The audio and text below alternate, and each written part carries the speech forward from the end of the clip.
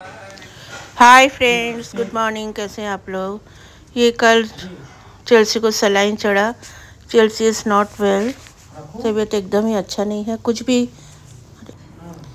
Chelsea যে চলছে treatment চলছে। চেলসি তো 3-4 দিন থেকে ভীষণই শরীর খারাপ, কিচ্ছু পেটে থাকছে না, সব বমি হয়ে যাচ্ছে। এখন ওকে স্যালাইন চড়ানো হচ্ছে। ডক্টর সাহেব এসছেন, ওই যে চুপ করে শুয়ে আছে উপরে।